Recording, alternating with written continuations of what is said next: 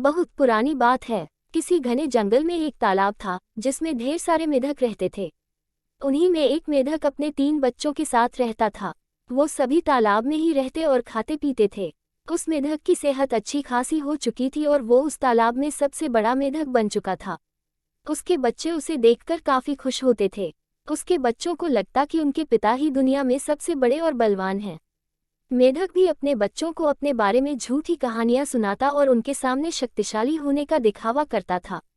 उस मेढक को अपने शारीरिक कद-काठी पर बहुत घमंड था। ऐसे ही दिन बीतते गए। एक दिन मेढक के बच्चे खेलते खेलते तालाब से बाहर चले गए। वो पास के एक गांव पहुंचे। वहां उन्होंने एक बैल को देखा और उसे देखते ही उनकी आंखें खुली की खुली रह गईं। उन्होंने कभी इतना बड़ा जानवर नहीं देखा था।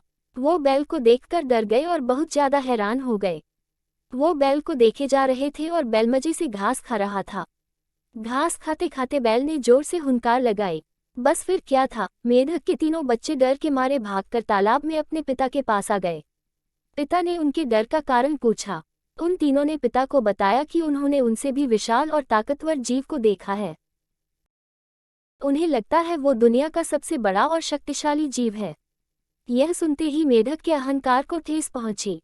उसने एक लंबी सांस भरकर खुद को फुला लिया और कहा, क्या वो उससे भी बड़ा जीव था? उसके बच्चों ने कहा, हाँ, वो तो आपसे भी बड़ा जीव था। मेढक को गुस्सा आ गया। उसने और ज्यादा सांस भरकर खुद को फुलाया और पूछा, क्या अब भी वो जीव बड़ा था? बच्चों ने कहा, ये तो कुछ भी नहीं, वो आपसे कई गुना बड़ा था। मेढक से यह सुना नहीं गया। वह सांस फुला फुलाकर खुद को गुब्बारे की तरह फुलाता चला गया। फिर एक वक्त आया जब उसका शरीर पूरी तरह फूल गया और वो फट गया और अहंकार के चक्कर में अपनी जान से हाथ धो बैठा। कहानी से सीख, कभी भी किसी बात का घमंड नहीं करना चाहिए।